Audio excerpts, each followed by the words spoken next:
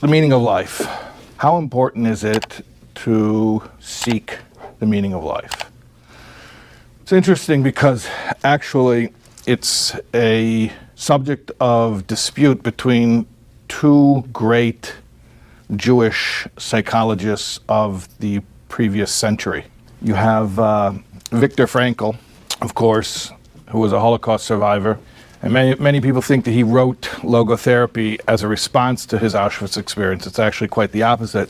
He came up with it as a theory, and then unfortunately he had multiple opportunities to see it verified. His theory was that a person needed to have meaning. He needed to have a reason to live, and that it was actually essential to survival. And then in the camps, he actually saw this. The people who lost the will to live could not go on. At the same time, interestingly, in the 1940s, you have another Jewish psychologist. Imagine that, a Jewish psychologist. Yeah, it's another one of those anti-Semitic tropes, the overrepresentation of the Jews in certain fields. By the way, I want to say, for full transparency, you know where Jews, what profession Jews are really overrepresented? Rabbis. It's like dominated by Jews. So there was another Jewish psychologist at the exact same time as Frankl, who lived in Austria. There was a Jewish psychologist by the name of Maslow, Abraham Maslow. He lived in California, and he had the famous hierarchy of needs, which is a representation, it's a sort of a diagram of a pyramid. And the base of the pyramid, the widest level, the foundation of the pyramid, those are what he considers to be the most important needs. That's why he calls it a hierarchy. And then you go increasingly to the top and you have thinner or narrower levels, which he considers to be things that are after you meet the lower need, then you become interested in meeting the higher need. So for instance, like the lowest level are physiological needs. So a person who can't breathe, let's say, God forbid, he can't breathe, and you ask him, where do you want to go for lunch today? He's not that interested in eating because first he needs to breathe. But after you can breathe, then you're interested in making sure that you can eat. And in turn, a person who doesn't know where he's going to get food, where his next meal is coming from, is not thinking about where he's going to find shelter for the night. But once a person has food, then he'll start to think, oh, where's a dry, safe place for me to sleep? And then it graduates from physiological needs to things like society, companionship, living in a community. So a person, for instance, who's trying to keep their body alive, they're not really worried about friendship and that kind of stuff. But once you do have those needs met, then you look for higher level needs. And then the highest thing, the spitz, to use a Yiddish word, the little tippy top of the pyramid in Maslow's hierarchy is self-actualization, which is meaning finding like a coherent philosophy or a narrative that explains what life's all about, that kind of thing. So it's interesting, these two approaches are really inversions of one another. Frankl is saying that what Maslow considers the last thing you need, Frankl says is the most essential. And that vice versa, even if somebody has their most basic survival, what we can classically consider survival needs met, but they don't have what Maslow considers the most, call it maybe the luxury, the most luxurious of needs, then according to Frankl's worldview, a person would actually die. They would not even be able to survive. So, Maslow, Frankl. Maslow would tell you that when you've got 2 cars in the garage and the kids have their college accounts, they have their money for their tuition, and maybe even you have money set aside for all the kids' down payments on their first house, and you're living the American dream. That's why we came here, right? For the American dream. George Carlin said it's called the American dream because you got to be sleeping to believe in it. So Maslow would say, when you've got your material ducks in a row, then we'll talk about nice things like Hanukkah candles and spirituality. But first things first. And Frankl, I think, would be on the side. I know Frankl. He wrote many books based on this thesis. Frankl would be on the side of Hugo Green's father, saying that yes, this is true, that you can actually live. It's not pleasant, but you can live many days without food. You cannot live one moment without the light of hope. So it's counterintuitive to a certain extent, meaning to say, I more easily understand Maslow than I understand Frankl. Yet, if you have thousands of years of Jewish history to look at, I think we have abundant proof that it wasn't material security that assured our survival. It was when we had light and wisdom and clarity and hope and spirituality and faith. And even in the absence of having our material needs met, we're able to survive and in many cases even thrive. It's interesting to me, just my own personal commentary, that Frankl's writing in Nazi Germany, and at the very same time, Maslow's writing in California. He's writing in America, and not just America, the West Coast, the ultimate, manifest destiny, like the ultimate in the American dream. And those are sort of two different schools of thought that, depending on what age you are, what generation you are, I would say our grandparents. For me, it's my grandparents. You know, what was their thought? What, for as long as they could remember, as long as they could, everything they knew was the old world. It was the old world. It was another hemisphere. And whether your family came from Poland or from Morocco or from Lithuania or from Iraq, they didn't even have Iraq back then. Baghdad was a real happening place. It was a Jewish community for a long time, many centuries. Or whether your family is from Yemen or your family is from Hungary. We spent many, many, many centuries, millennia, in what we call the old world. And then all of a sudden, the demographics shifted. We had this flux of Jews to the Western Hemisphere, mostly to the United States of America. And what was the purpose? You know, why did the people who came, why did the Jews who came to America come here? Mostly they were afraid of getting killed. They were running from pogroms. They were running from persecution. They wanted freedom. They wanted protection under the law. And that's why they came here. And the irony is that many people saw that as an opportunity to put material security ahead of spiritual connection.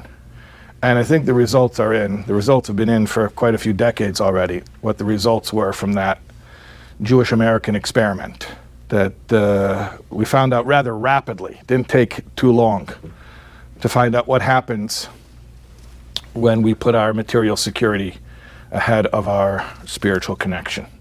And we could have predicted it. And I don't judge those who came to America and said, I want my kids to be doctors and lawyers and to be able to get into country clubs, and if they can't get into the country clubs of their non-Jewish neighbors, then we'll build our own country clubs. I get it. I understand where that impulse comes from. But you look today, and it's not so many years. It's tops 100 years this experiment's going on, and you see the results of it. So we are in a time where, thank God, we've been blessed with abundant material bounty. We are more materially comfortable than any generation of Jews who have ever lived. If your great-grandparents saw how you lived, they would think that you are some type of royalty. And that's not a problem. That's a wonderful thing. When Mashiach comes very, very soon, the delicacies, the Rambam says, Maimonides says, Madonim, the delicacies are going to be matsuyim ka'afer. They're going to be as plentiful as dust. So having all the luxuries abound, that's a good thing. It's a messianic thing. It's not a problem. Where we start to suffer is when we believe our security is dependent on those things. And when we start to prioritize that our material needs have to somehow be considered before we take care of our spiritual needs. And that has always been disastrous for the Jews. Wherever we've lived, whenever. It's always led to undesirable outcomes. But the response is not that you have to renounce material things and you have to be a Luddite and you have to, like Ted Kaczynski. Remember Ted Kaczynski, the Unabomber? He hated technology. That's why he went to live in the forest. You ever read his manifesto? You should read it. It's not as crazy as you would want it to be. He makes a few, he was crazy. He was crazy, but you would want it to be more insane ramblings. It actually says a few coherent things there. He was part of the MK Ultra project, so CIA messed up his brain, but that's not a joke. You could go check that out. And I'm sure the YouTube algorithm is bringing all of the people who are interested in MK Ultra to my channel now. And I don't have more to tell you about it. But we didn't do it. The anti-Semites. They'll figure out how to make the Jews involved in it anyways. Ted Kaczynski was not Jewish, by the way. We don't need to renounce the physical progress, the material progress, industrialization, the information revolution. We don't have to hide from these things. Last week we spoke about the importance of using these tools and flooding the information highways with positive messages, spiritual messages. So it's not that we need to go and live on a mountaintop and take an oath of poverty and renounce all physical comforts. That's not the solution. We live in a time of blessing, of bounty. We live in a time where people live longer, thank God, than they've ever lived. We're healthier. We have more luxuries. People travel. And just a generation ago, when people lived in different area codes, they rarely saw each other. We hop on a plane, we fly. Thank God, these are good things. These are good things, and we thank God. We're grateful for all these material blessings. But here's the thing, we have to remember something. None of those things give us security. None of those things are important to our lives. When we have them, we'll use them, we'll gladly use them and try to use them responsibly and in meaningful ways. But the one thing that makes it or breaks it, the one thing that we need to constantly prioritize is the light, the meaning, the spirituality, the faith that's in our lives and in our homes, because without that, everything else is meaningless. You know why you're supposed to light Shabbos candles? So the simple meaning, it says in Shulchan Aruch, in the Code of Jewish Law, you're supposed to light Shabbos candles so that you don't trip on the furniture. That's what it says. You don't trip on the furniture. And it says Mishum Sholem Bayis, for the peace of the home, so you don't trip on the furniture. Because if you don't light the candles before Shabbos, you're going to bump into the furniture, and then the husband and wife are going to start fighting. So for Sholem Bayis, for peace in the home, you have to light the candles so you don't trip on your stuff. But there's a deeper explanation. First of all, today we have so many lights in the home. What, you're really relying on the few little flames by the dining room table to keep you from tripping on the ottoman? We have lights on, we have lights blazing in every single room. So practically speaking, that's not what the Shabbos candles are doing for us anymore. It's not like they're protecting us from tripping on our stuff. But spiritually, they still fulfill that function. Shalom doesn't just mean people getting along. Shalom really means the harmonization of seeming opposites. So one great perceived conflict or dilemma is the spiritual and the material. That's what we've been describing. Shalom means peace. It means to realize one God made both, and that as long as you have spiritual light, meaning you have a guide, you have the Torah telling you why life is important and what we're here for, then you can incorporate all the material blessings God gives us and we can use them productively. So the light, the Shabbos candles, turn on the light, take a day where you step away from the material world, you step away from working, you step away from the rat race, you step away from being part of the world, and you just sort of transcend it all. Turn on the light, the Shabbos light. That means the vision, the clarity, the spiritual perspective, and it'll give peace. It'll harmonize the seeming dilemma between material and spiritual, and therefore you won't trip on your stuff. You won't trip on your stuff. In other words, you won't be one of these poor little rich kids who is suffering because everything that you own is just destroying your life because it doesn't have meaning. It doesn't have meaning, so it's just consuming you. You're trying to consume it, and it's consuming you. But when you have the light on, when you have a spiritual reason for living, now you don't trip on your stuff. You look at the things that God has given you, and you perceive a use, a God-given purpose for all of these material things, whatever he gave us. So, again, there's the light, there's the food, there's the shelter. The Jewish home needs all three of these things.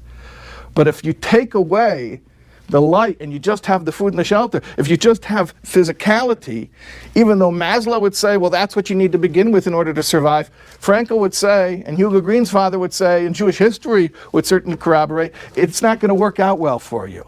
You're going to end up tripping on that physical stuff. First, get the light. Figure out what life is about, what we're here for. Then, open yourself up for God's blessings, for material bounty, and you'll be able to use it. You'll be able to deal with it gracefully, because with the lights on, you'll see the purpose for everything that God's given us.